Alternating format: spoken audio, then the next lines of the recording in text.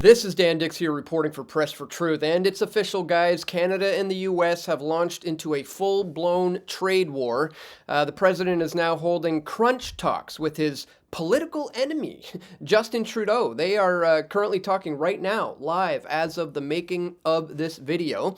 And of course, I reported on this a couple of days ago in this video here. 25% tariffs on Canada and Mexico and 10% on China begins tomorrow as the world braces for a trade war. And here we are, guys. Look at the cover, the front page of Drudge right now. Trade War 2025, tariffs begin.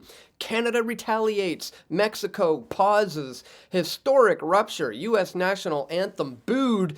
And Putin praises Donald Trump. You've got Trump tariffs sparking price rises on an astonishing array of products.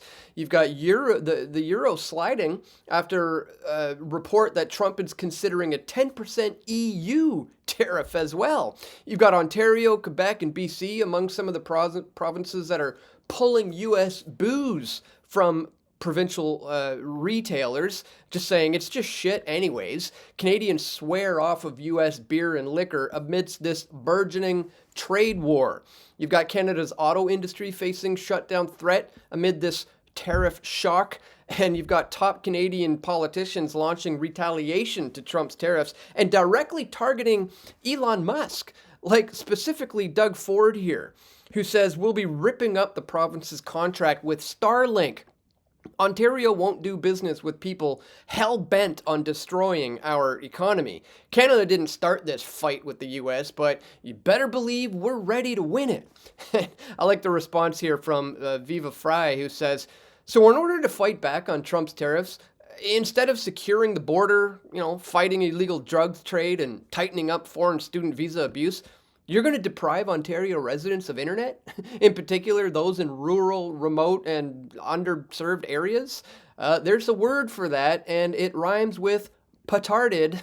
But for Mexico, things are going very differently right now. Is it perhaps over for them? Mexican president has said the tariffs are delayed for a month after deploying 10,000 troops to the border to halt the fentanyl crisis there. So, Mexico's, jumped on board with what Trump asked them to do, whereas Doug Ford and, Justin Trudeau are taking a different approach. Markets rally as Mexico tariffs halted after Trump convinces neighbor to send 10,000 troops to the border. Now, this isn't all just simply about, mass immigration at the border and fentanyl coming across the border. Trump revealed his new gripe with U.S. bank access to Canada on the eve of this major trade war, as Mexico has secured delays to these tariffs. So there's another major agenda at play here. And interestingly, if you look into the history of trade wars and what comes next, you may come across the Smoot-Hawley Tariff Act, because this was a trade war that happened right before the Great Depression. Guys, this is an act from 1930. It's a notable example of a trade war prior to the Great Depression. This act raised U.S. import taxes to protect American businesses from foreign competition, leading to a significant reduction in global trade.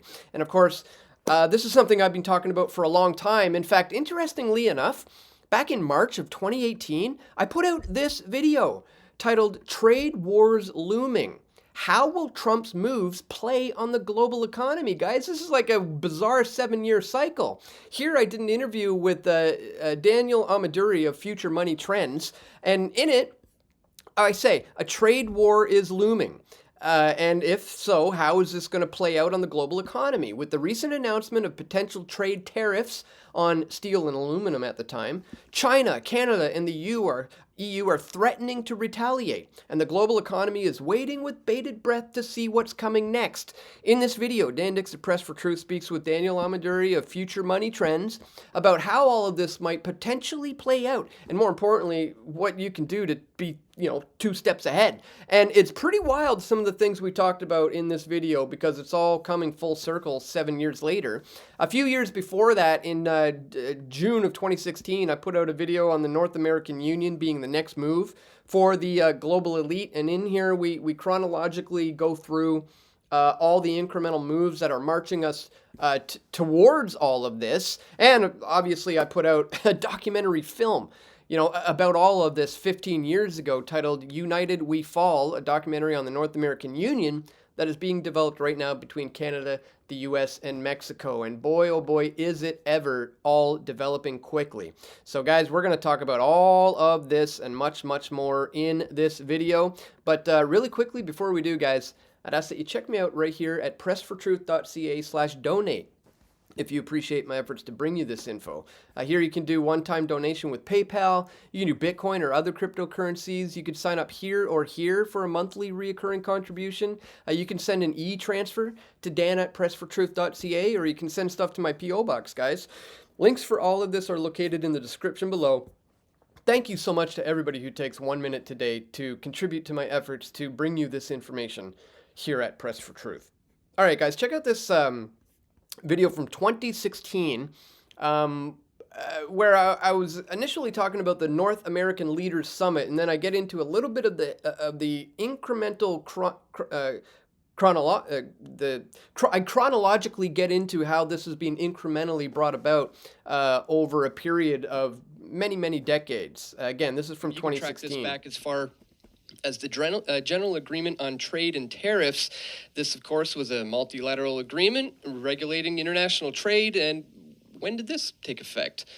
Way back in 1948. So this has been in the works for quite some time. This, of course, led directly, eventually, to the FTA, or the Free Trade Agreement.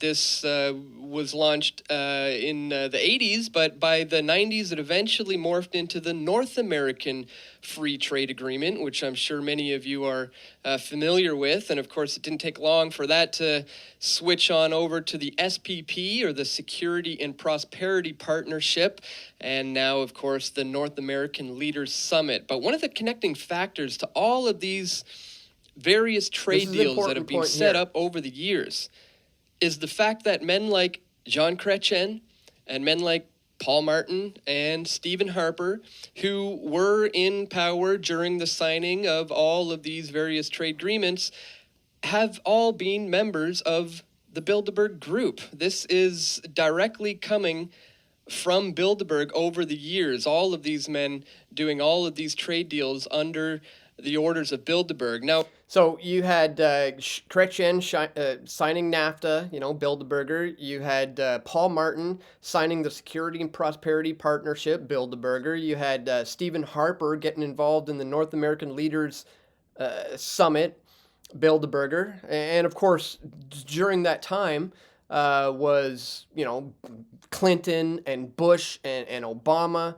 Also advancing towards this agenda. So it really doesn't matter about Trump and Trudeau today. This is the same agenda that's been happening for many decades that is currently being played out right now. And as I said, interestingly, we talked about specifically a trade war between Canada and US being launched by Trump, and how that might play out in this 2018 interview with Daniel Amaduri. Just check this out, guys. This is wild that we've come full circle 7 years later.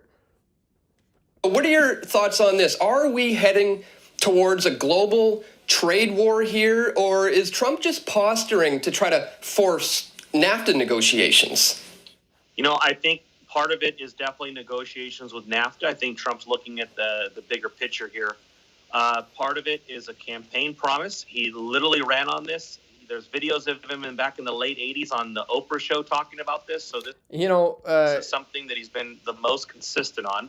When he pointed that out, that this is something he's most consistent on, he actually talked exactly about this on Oprah from way back in the 80s. This is the clip right here. Check it out. Last year, criticizing U.S. foreign policy. What would you do differently, Donald? I'd make our allies, forgetting about the enemies you can't talk to so easily, I'd make our allies pay their fair share. We're a debtor nation. Something's going to happen over the next number of years with this country, because you can't keep going on losing $200 billion, and yet we let Japan come in and dump everything right into our markets and everything. It's not free trade. If you ever go to Japan right now and try to sell something, forget about it, Oprah. Just forget about it. It's almost impossible. They don't have laws against it. They just make it impossible. They come over here, they sell their cars, their VCRs, they knock the hell out of our companies. And, hey, I have tremendous respect for the Japanese people. I mean, you can respect somebody that's beating the hell out of you, but they are beating the hell out of this country. Kuwait, they live like kings. The poorest person in Kuwait, they live like kings. And yet they're not paying. We make it possible for them to sell their oil. Why aren't they paying us 25% of what they're making? It's a joke. There it is from 1988 saying these countries should be paying like 25%. They're absolutely getting ripped off. And this is what Amaduri was pointing to here. And yeah, let's continue. As far as is a trade war going to erupt, I would say that as a person living in the United States, looking at what's going on with foreign subsidies to many business industries and sovereign wealth funds and all the different things that go on, the United States is up to its eyeballs in a trade war that's been going on for about 25, 30 years now. And this just happens to be the first time the United States is fighting back. And this is a very minimal thing, too, by the way. Steel and aluminum. It's not as if he's hitting 1,000+ goods like what happened right before the Great Depression. It's not like as if he's doing 1,000+ goods like what happened right before the Great Depression. Well, now we are moving to that level of tariffs on goods. And let's take a look at it. The Smith-Hawley Act of 1930, this was enacted in June of 1930. This act raised tariffs on over 20,000 imported goods, making it the second highest tariff in U.S. history. The purpose was to protect U.S. farmers and industries from foreign competition. The impact on global trade was that the act led to a global trade decline of about 66% between 1929 and 1934. Other countries retaliated by imposing their own tariffs, which further reduced international trade. The economic consequences of this was that while the act did not cause the Great Depression, it worsened its effects. The reduction in trade and the retaliatory tariffs imposed by other countries contributed to the economic downturn. So prior to the act, you had more than 1,000 economists urging President Hoover to veto this thing.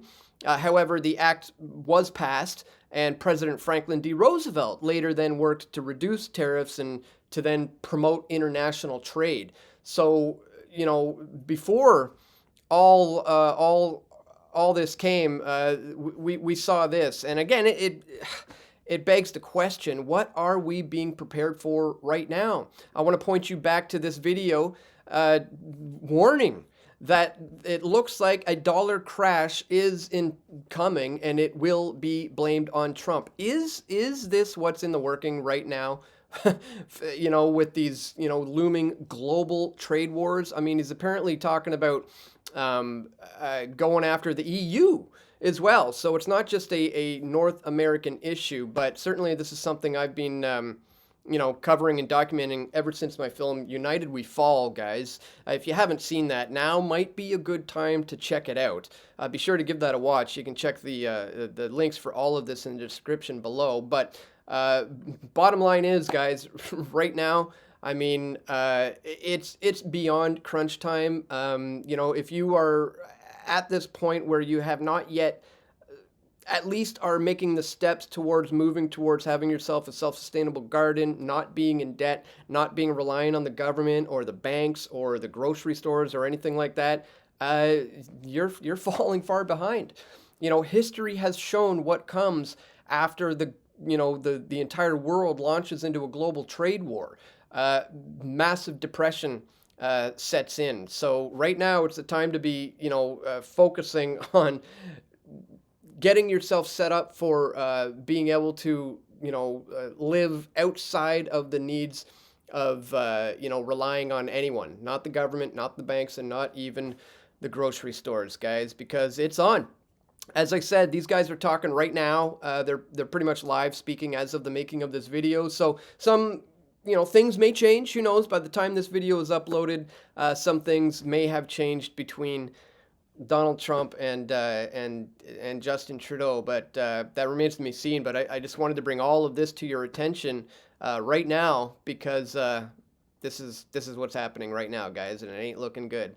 So Once again, guys, if you do appreciate my efforts to bring you this info, don't forget to check me out here, pressfortruth.ca/donate, and don't forget to check out my my 2-hour feature-length documentary film going over the whole history of all of this and how this is being orchestrated from an unseen hand. Again, it doesn't matter who the prime ministers or the presidents are.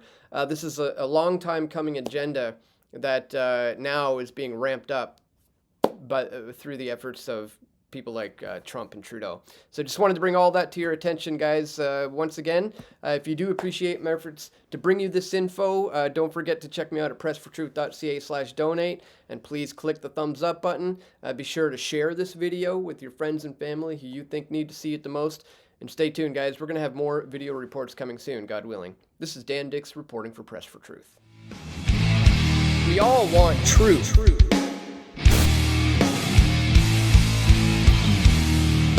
The truth will set you free.